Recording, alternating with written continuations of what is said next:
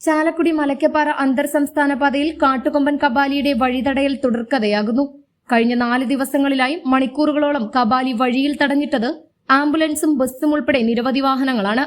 ശനിയാഴ്ച രാത്രിയിൽ ഡെപ്യൂട്ടി തഹസിൽദാർ സഞ്ചരിച്ചിരുന്ന ജീപ്പിന് നേരെയും ആന ആക്രമണം അഴിച്ചുവിട്ടു.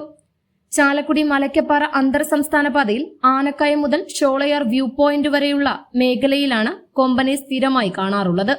ശനിയാഴ്ച രാത്രിയിൽ ഡെപ്യൂട്ടി തഹസിൽദാർ സഞ്ചരിച്ചിരുന്ന ജീപ്പിന് നേരെയാണ് കബാലി ആക്രമണം അഴിച്ചുവിട്ടത്. ഭാഗ്യം കൊണ്ട് മാത്രമാണ് റവന്യൂ ഉദ്യോഗസ്ഥർ രക്ഷപ്പെട്ടത്. ഷോളയാർ പെൻസ്റ്റോക്കിന് സമീപത്ത് വെച്ചായിരുന്നു സംഭവം. മലയ്ക്കപ്പാറ കപ്പായം കോളനിയിൽ പോയി തിരിച്ചുവരികയായിരുന്ന ഡെപ്യൂട്ടി തഹസിൽദാർ രഞ്ജിതയടക്കമുള്ളവർ സഞ്ചരിച്ചിരുന്ന ജീപ്പിനെയാണ് കബാലി ആക്രമിച്ചത്. ഒരു ജീപ്പിലും കാറിലുമായി 9 പേരടങ്ങുന്ന സംഘം മലയ്ക്കപ്പാറ കപ്പായം കോളനിയിലെ പുനരധിവാസവുമായി ബന്ധപ്പെട്ട് പോയി തിരികെ വരുമ്പോഴായിരുന്നു കബാലി റോഡിലിറങ്ങി വാഹനങ്ങൾക്ക് നേരെ വന്നത്. ജീപ്പിനെ കടന്നു പോരാമായിരുന്നെങ്കിലും കൂടെയുണ്ടായിരുന്ന കാറിലുള്ളവരെ കാത്തുനിന്നപ്പോൾ ജീപ്പിന്റെ വശത്തു വന്ന് ബോണറ്റിൽ കുത്തുകയായിരുന്നു.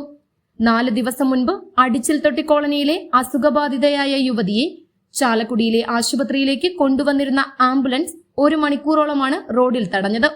ശനിയാഴ്ച വൈകിട്ട് KSRTC ബസ് അടക്കമുള്ള വാഹനങ്ങളും 1 മണിക്കൂറോളം തടഞ്ഞിരുന്നു.